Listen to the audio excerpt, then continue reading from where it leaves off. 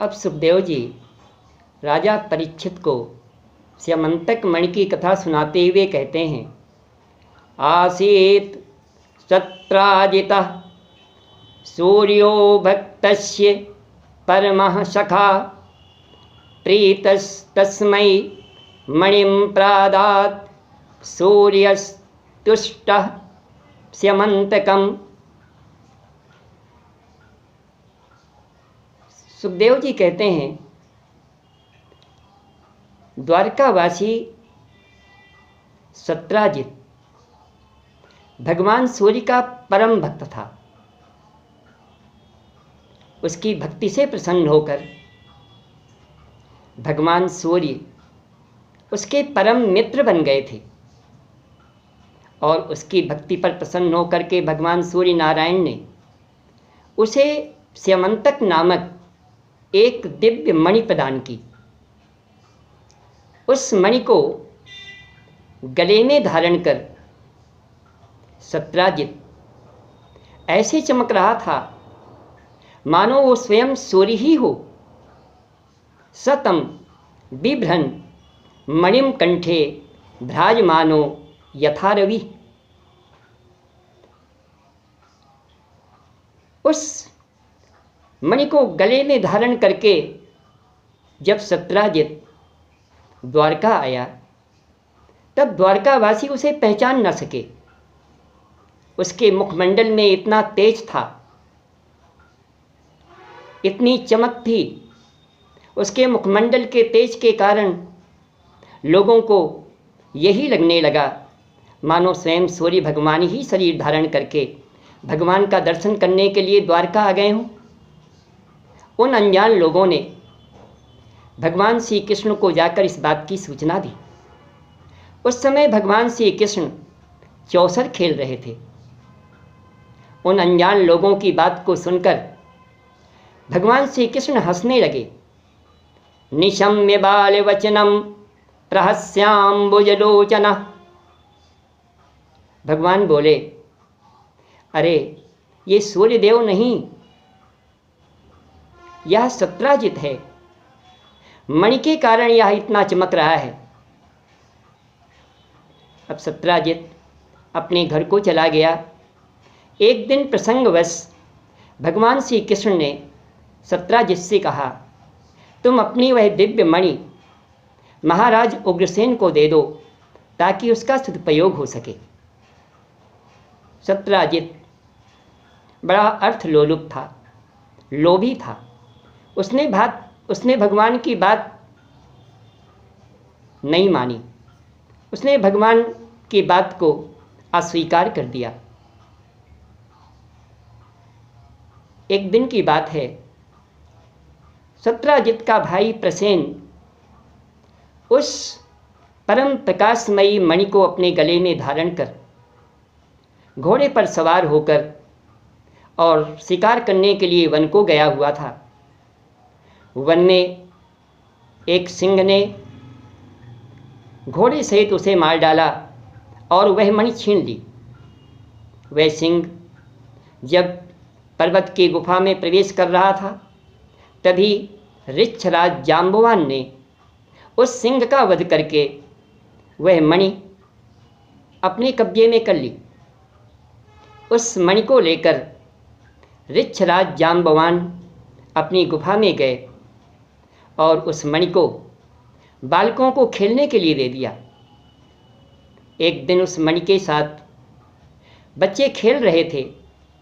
उस मणि को हाथ में लेकर खिलौने की तरह खेल रहे थे। इधर जब प्रसेन वन से द्वारका नहीं पहुंचा तब उसका भाई सत्राजित बहुत दुखी हुआ और वह सबसे कहने लगा, श्री कृष्ण ने ही मेरे भाई को मारा है क्योंकि वह मणि को गले में धारण करके वन को गया हुआ था। द्वारकावासी सभी आपस में कानाफूसी करने लगे। जब भगवान को इस झूठे कलंक के बारे में पता चला तब उन्होंने अपने साथ द्वारका के कुछ शिष्ट लोगों को, सभ्य लोगों को अपने साथ लेकर और प्रसेन की तलाश में वन की ओर निकले। घोर जंगल में पहुंच करके देखा कि प्रसेन और उसका घोड़ा दोनों मरे पड़े हुए हैं। वहीं पर एक सिंह के पैरों के चिन्ह दिखाई दिए। उन चिन्हों का पीछा करते हुए भगवान आगे बढ़े। अपने उन साथियों के साथ पर्वत की एक गुफा के पास तक वो चिन्ह जा रहे थे। उस पर्वत की गुफा के बाहर भगवान ने अपने साथियों को बाहर ही बिठा दिया और अकेले ही उस परम अंधकारमयी भयंकर गुफा में प्रवेश कर गए। वहाँ जाकर के जब पहुँचे, भगवान ने देखा उस मणि के साथ कुछ बच्चे खेल रहे हैं खिलौने की तरह। भगवान वहीं खड़े हो गए। उन बच्चों की देख रेख करने वाली धाय भगवान को अपरिचित व्यक्ति समझकर चिल्लाने लगी। उसकी चिल्लाहट को सुनकर जाम्बवान जी क्रोधित होकर के वहाँ आए। वे भी भगवान को पहचान न सके और एक अपरिचित व्यक्ति मानकर उनसे युद्ध करने लगे। भगवान श्री कृष्ण और जाम्बवान जी का भयंकर युद्ध प्रारंभ हो गया। लगातार 28 दिन तक दिन रात बिना विश्राम के वह युद्ध चलता रहा।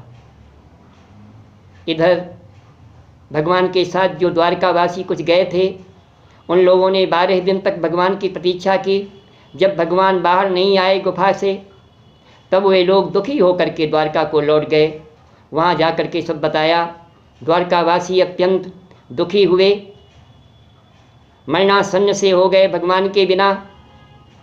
यह खबर सुनकर वे लोग सत्राजित को कोसने लगे, भला बुरा कहने लगे। सभी द्वारकावासी माँ दुर्गा की शरण में गए, उनकी पूजा उपासना करने लगे। इधर 28 दिन तक युद्ध जब चला, भगवान ने अपने घूंसों के प्रहार से जाम्बवान जी के अंग अंग ढीले कर दिए। उनका पूरा शरीर शिथिल पड़ गया। भगवान की मार से जाम्बवान जी का शरीर बिल्कुल जर्जर सा हो गया। अब जाम्बवान जी पहचान गए, जान गए ये कोई साधारण व्यक्ति नहीं हो सकता है, या स्वयं परमात्मा ही हैं। जाम्बवान जी हाथ जोड़ करके बोले, हे प्रभु, मैं आपको पहचान नहीं सका। आप ही पुराण पुरुष पुरुषोत्तम हैं, आप ही सबकी आत्मा परमात्मा हैं, आप ही काल के काल हैं। हे प्रभु, मुझे क्षमा कीजिए। मैं समझ गया आप मेरे वही राम हैं जिन्होंने लंका का विध्वंस किया था। आप वही राम अब श्री कृष्ण बनकर आए हैं। प्रभु, मुझे क्षमा कीजिए, मैं आपको पहचान न सका। तब भगवान ने कहा, जाम्बवान जी, इस मणि के कारण मुझे झूठा कलंक लगा है। इसी मणि को प्राप्त करने के लिए मैं यहाँ आया हूँ।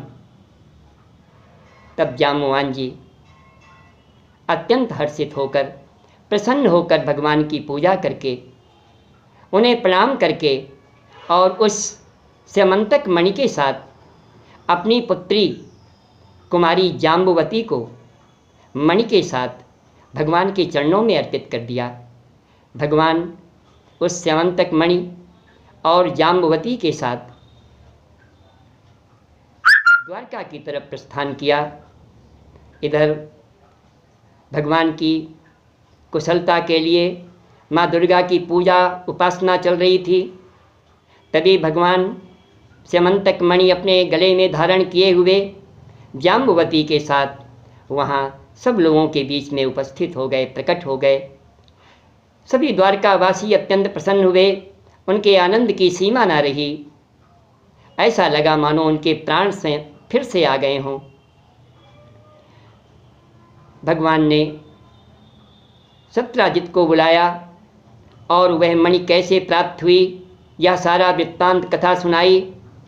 और उस मणि को, स्यमंतक मणि को भगवान ने सत्राजित को सौंप दिया। सत्राजित बहुत लज्जित हुआ। उसे अपने आप पर पश्चाताप होने लगा। वह मणि लेकर घर तो आ गया, किंतु दिन रात यही चिंतन करने लगा, अब मैं इस अपराध बोध से, इस पाप से कैसे मुक्त होऊं। चिंतन करता रहा। अपने उस पाप के मार्जन के लिए एक दिन उसने वह स्यमंतक मणि और अपनी पुत्री सत्यभामा को लेकर के भगवान के पास आया और उनसे निवेदन किया, प्रभु यह स्यमंतक मणि आप ले लीजिए और मेरी पुत्री कुमारी सत्यभामा को भी स्वीकार कीजिए। प्रभु मुझे क्षमा कीजिए।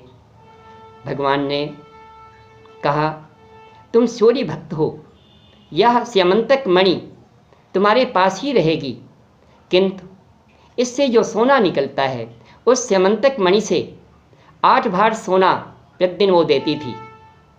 और उसकी एक विशेषता यह भी थी कि पूजित होकर वो जहाँ रहती थी वहाँ अकाल, दुर्भिक्ष, महामारी आदि व्याधि कोई अशुभ नहीं होता था। इतनी दिव्य थी वो मणि। भगवान ने कहा, इस मणि से जो सोना उत्पन्न हो वह आप राजकोष में देते जाएं ताकि उसका सदुपयोग हो सके, और ये मणि आप अपने पास ही रखें। भगवान ने सत्यभामा को स्वीकार किया और जाम्बुवती, जाम्बवान नंदिनी जाम्बुवती और सत्राजित की पुत्री सत्यभामा के साथ भगवान ने पानी ग्रहण किया। इसके पश्चात कथा आती है कि उस मणि के लिए सतधन्वा ने सत्राजित की हत्या कर दी और उस मणि को लेकर के वो भाग खड़ा हुआ डर के मारे। भगवान श्री कृष्ण और बलराम जी ने उसका पीछा किया। डर के कारण उसने उस मणि को अक्रूर जी के पास रख दिया और भागा। भगवान ने उसका पीछा किया। बाद में सतधन्वा का भगवान ने वध किया, किंतु मणि नहीं मिली। तब भगवान श्री कृष्ण और बलराम जी वापस द्वारका आए और भगवान तो सब जानते थे। वे अक्रूर जी के पास पहुँचे। अक्रूर जी ने वह मणि भगवान को दे दी। फिर भगवान ने कहा, अक्रूर जी यह मणि आप अपने पास ही रखिए। भगवान ने अक्रूर जी को वो मणि प्रदान कर दी। सुखदेव जी ने इस प्रकार स्यमंतक मणि की कथा राजा परीक्षित को सुनाई। सुखदेव जी कहते हैं, यह कथा परम पवित्र है। इस कथा का श्रवण करने मात्र से, वाचन करने मात्र से सभी प्रकार के कलंकों, अपयश और कष्टों का नाश होता है। ब्रजन हरम सुमंगलम च।